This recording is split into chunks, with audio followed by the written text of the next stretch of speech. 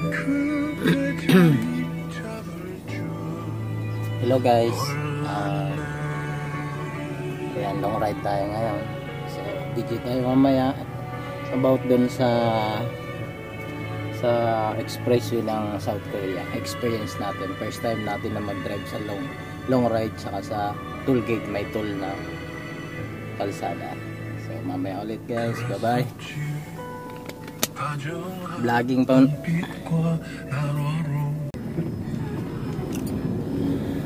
Hello, so ayan, pag nagda-drive tayo dito guys, kung nakikita nyo dito sa aking Kakao Map, dito kasi yung app ng navigation nila is Kakao Map.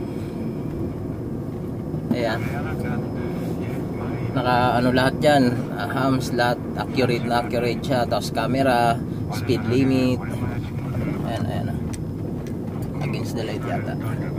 So ayan,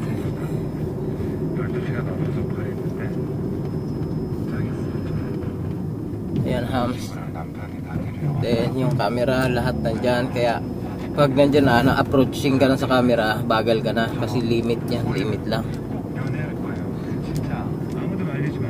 Speed bumps up ahead, sabi niya dito. Yan, hams yan, daming hams. Sana tayo ngayon, punta tayo sa Ukay-Ukay, tingnan natin kung ang magandaan mga produkto doon. Check lang natin, dahil sa susunod bibili na tayo ng mga ukay. Purpose nitong ating service para sa Ukay-Ukay business, pagkakitaan, extra income, dahil Sunday ngayon pag wala tayong trabaho, hanap-hanap ng extra income.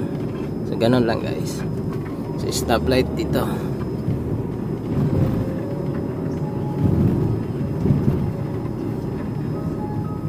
Ayan, so dito na lang tayo guys, maya ulit.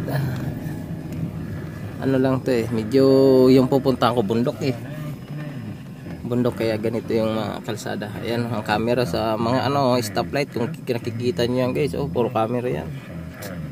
Napaka secure dito, wala kang kawala. Sana ganun din sa Pilipinas. And then yung mga yan puro company, paligid company yan. So bye bye. Hello guys, kung napapansin nyo, pumasok na ako sa expressway. First time ko mag-drive dito sa expressway ng South Korea. So wala akong high pass, yung RFID ko sa Pilipinas nasa kanan ako, doon ako kumuha ng ticket. Then nandito na ako. Ayan.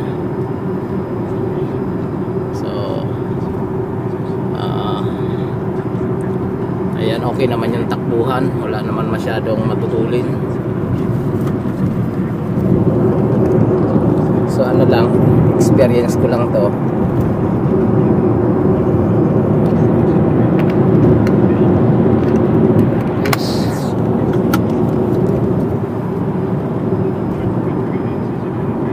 Ang ganda ng kalsada rin. Ilang 1, 2, 3, 4, 5. Dahil nakanabi tayo para sure. Accurate masyado yung guys, yung navigation natin dito.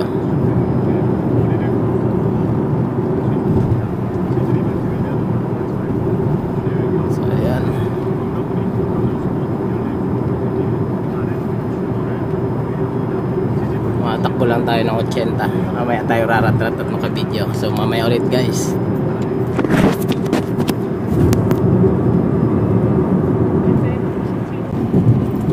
Still driving. 46 kilometers left. Ayan, tutulin ako sa bayan natin.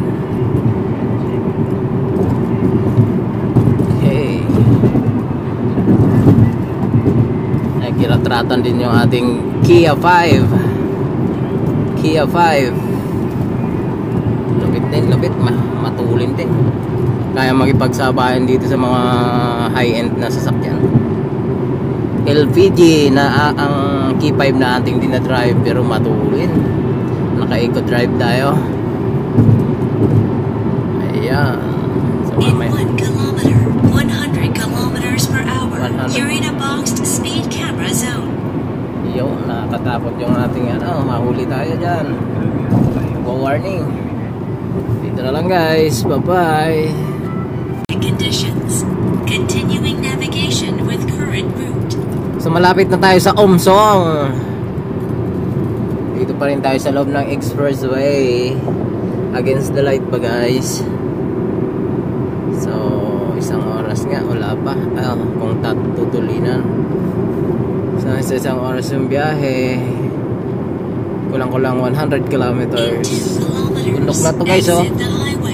Ganda rin. Ganda rin.